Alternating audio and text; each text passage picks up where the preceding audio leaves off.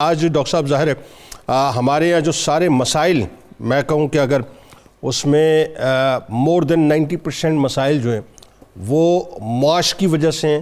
میں اس نظریے کا قائل نہیں ہوں، لیکن میں اس نظریے کا قائل اس انداز سے ضرور ہوں کہ وہ چونکہ پرابلمز ہم نے اپنے ہاتھوں سے بنت کی نا سارے مسائل کی، تو اب معاش آ کے ہمارے سامنے کھڑا ہو گیا ہے. تو کہا یہ جاتا ہے کہ 90% مسائل جو ہے وہ معاش کی وجہ سے ہیں. رسول کریم صلی اللہ علیہ وآلہ وسلم نے ریاست مدینہ کی جب بنیاد رکھی ہے تو آپ نے سب سے پہلے اسی ایشو کو ایڈریس کیا کہ معاش سے آزاد کروایا جائے مدینہ پاک کو، تاکہ وہ جو آپ جو ہے نا اپنے کیا کہتے ہیں ہاتھ باندھ کے نہ کھڑے ہوئے ہوں طاقتوں کے آگے، آپ جو ہے وہ ایک مضبوط ریاست کی صورت میں نظر آئیں. ڈو مور آپ سے کوئی نہ کہے. ذرا یہ بتلائیے کہ وہ جو سٹرکچر ریاست مدینہ کی روشنی میں معاشی طور پر کھڑا ہوا کیسا ہوا؟ بسم اللہ الرحمن الرحیم. جنید صاحب بہت شکریہ. یہ جو آپ نے ابھی کہا کہ معاش بڑا بنیادی مسئلہ ہے، اور اس میں کوئی شک نہیں ہے معاش بنیادی مسئلہ ہے، یہ کوئی مبالغے کی بات نہیں ہے. آپ دیکھیں قرآن مجید نے اور ہماری دینی تعلیمات نے اس کو اتنا ایمفیسائز کیا ہے کہ معاش سے متعلق علم کو علم الفرائض کہا گیا ہے. ٹھیک. اور آپ سے ارشاد فرمایا کہ اگر علوم کے 10 حصے کیے جائیں تو 9 حصے علم الفرائض سے متعلق ہیں جو معاش اور میراث سے متعلق ہے. ٹھیک. اس سے اندازہ کریں کہ اس کی کتنی اہمیت ہے. جو سوسائٹی یا جو فرد معاشی طور پہ مضبوط نہیں ہوگا وہ نہ دنیا کے کام کا ہے نہ آخرت کے کام کا ہے. ہمیں یہ بات سمجھنی چاہیے. یہ بھی ایک سازش ہے اور اسلام کی بنیادی سوچ کو مسخ کرنے کے مترادف ہے کہ مومن کا تو یہاں پہ کوئی رول نہیں ہوتا، اس کو تو سب کو آخرت میں ہی ہے. جی پھر دنیا مزرۃ الآخرہ کا کیا مطلب ہے؟ بالکل ٹھیک ہے. جب ہم ریاست مدینہ پہ جنید صاحب آتے ہیں تو ہم دیکھتے ہیں کہ آپ سسم جب مدینہ طیبہ تشریف لے گئے، جو ابتدائی اقدامات آپ نے فرمائے ان میں سر فہرست معاشی اقدامات تھے. مسجد کے قیام کے بعد، جس کا آپ نے بھی ذکر کر دیا، آپ نے مدینہ کے اندر جب دیکھا کہ وہاں معاشی مسائل کیا ہیں، سب سے بڑا مسئلہ کیا تھا؟ یہود کی منوپلی تھی، مارکیٹ یہود کے ہاتھ میں تھی، سودی معاملات تھے، لوگ سود کے اندر دبے ہوئے تھے، اور جو خود اہل مدینہ تھے جو بنیادی طور پہ کاشتکار لوگ تھے، زراعت ان کا پیشہ تھا، ان کی معاشی حالت بہتر نہیں تھی. اب جب مہاجرین یہاں سے گئے تو آپ صلی اللہ علیہ وسلم نے مواخات فرمائی. ٹھیک ہے. مواخات کا مطلب کیا تھا؟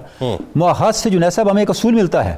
بتائیے. اسلامی اسلامی ریاست میں رہنے والے لوگ 2 طرح کے لوگ ہوں گے. ٹھیک. یا مہاجر ہوں گے یا انصار ہوں گے. تیسرا طبقہ صرف منافقین کا ہے. کیا کہنا، کیا کہنا. اگر کوئی مہاجر نہیں ہے تو اسے انصاری بننا چاہیے. ہاں واہ. دیکھیں، یا تو وہ اسٹیبلٹی کی طرف چل رہا ہے، ٹھیک ہے، یا وہ اسٹیبلٹی پرووائڈ کر سکتا ہے. بالکل ٹھیک. اگر وہ یہ دونوں رول ادا نہیں کرتا تو وہ دیکھ لے وہ کس کیٹیگری میں کھڑا ہے. بالکل ٹھیک ہے، بالکل ٹھیک. آپ صلی اللہ علیہ وسلم نے کیا کیا؟ جب مہاجرین کو اور انصار کو بھائی بھائی بنایا، آپ انصار کو بھی تو بھائی بنا سکتے تھے، مہاجر کو بھی بھائی بنا سکتے تھے. بالکل ٹھیک بنایا. آپ نے شیئرنگ آف ریسورسز کی، شیئرنگ آف ٹیلنٹ کیا. بالکل ٹھیک. جتنے مکہ سے آنے والے لوگ تھے وہ سارے بزنس مائنڈڈ تھے. بالکل ٹھیک. یعنی مضبوطوں کو کمزوروں کا سہارا جتنے بنا. مدینہ طیبہ میں رہنے والے لوگ تھے، نہیں اس میں مدینہ طیبہ میں بڑے کھاتے پیتے لوگ بھی تھے، مکہ سے آنے والے بعض لوگ بھی ایسے تھے. بالکل ٹھیک. بنیادی طور پہ آپ نے ٹیلنٹ شیئرنگ کی، آپ نے ریسورسز شیئرنگ کی. اس سے کیا ہوا؟ وہاں پہ پروڈکٹیو اکنامک ایکٹیویٹیز انیشیٹ ہوئی مدینہ طیبہ کے اندر. زبردست. اور آپ دیکھیں حضرت عبدالرحمن ابن عوف کتنا بڑا ٹیلنٹ تھا. جب وہ اپنے بھائی کے پاس گئے، انصاری بھائی کے پاس، اس نے کہا حضور والا یہ میرا گھر ہے، یہ میرا سامان، یہ آدھا. انہوں نے کہا نہیں، مجھے یہ بتاؤ مارکیٹ کو راستہ کون سا جاتا ہے؟ عبدالرحمن بن عوف رضی اللہ. عبدالرحمن ابن عوف. سبحان. اور جب وہ مارکیٹ گئے کیا نتیجہ نکلا؟ جو سب سے بڑی مارکیٹ تھی مدینہ طیبہ میں یہودی کی، اس کا خاتمہ کر دیا. اللہ اکبر. اور کیا ڈومینیٹنگ ہو گئے پھر وہ. اور ان کا یہ عشرہ مبشرہ میں وہ صحابی ہیں، اگر آپ میری بات کو مبالغہ نہ کریں تو یہ کروڑ پتی تھے. سر وہ آج سر اربوں پتی تھے. اربوں پتی تھے. مبالغہ تو یوں ہے کہ کروڑ پتی کہہ گئے، یہ اربوں پتی تھے. اربوں پتی تھے. ان کے جو جتنا انہوں نے پروڈکٹیوٹی دکھائی. جی ٹھیک ہے، یہ مواخات کا نتیجہ تھا. اچھا، اس کے بعد آپ صلی اللہ علیہ وسلم نے ایک اصول دیا اسلامی ریاست کا بجٹ کیسے بنے گا. بالکل ٹھیک. آپ نے وہ ہیڈز ڈیفائن کیے. میں آپ کے سامنے پڑھنا چاہوں گا. سورہ توبہ میں ہے، اعوذ باللہ من الشیطان الرجیم، انما الصدقات للفقراء والمساکین والعاملین علیہا والمؤلفۃ قلوبہم وفی الرقاب والغارمین وفی سبیل اللہ وابن السبیل فریضۃ من اللہ. اللہ نے فرمایا اگر تمہارے پاس پیسے آگے ریاستی سطح پہ 8 ہیڈز پہ خرچ کرنے ہیں. میں ترجمہ نہیں کرتا، وقت کا میں صرف ہیڈز گنوا دیتا ہوں. سب سے پہلے فقیروں پر، ٹھیک ہے، جو ہیو ناٹس ہیں. پھر مساکین پر، جن کو سپورٹ کی ضرورت ہے. قرآن مجید ان کو ڈیفائن کیا الگ آیتوں میں. والعاملین علیہا. پھر بیوروکریسی پر، جو اسٹیٹ سٹرکچر ہے اس پر. بالکل ٹھیک. جو آپ کی اسٹیبلشمنٹ ہے اس پر آپ نے خرچ کرنا ہے. ٹھیک. اس کے بعد دین کی تبلیغ پر، لوگوں کے دلوں کو دین کی طرف مائل کرنے پہ خرچ کریں. پھر جن کی گردنیں پکڑی ہوئی ہیں جاگیرداریت کے تحت، سرمایہ داریت کے تحت، مسائل کے تحت، ان کی گردنوں کو مسائل سے آزاد کریں. پھر جو لوگ مقروض ہیں ان کے قرض ادا کریں. یہاں ریاستیں مقروض ہو گئی ان چیزوں کو چھوڑ کے. ہم نے اپنی بندے تو رہ گئے, بندے ریاستوں کو مقروض ہم نے کر دیا. پوری ریاست سر.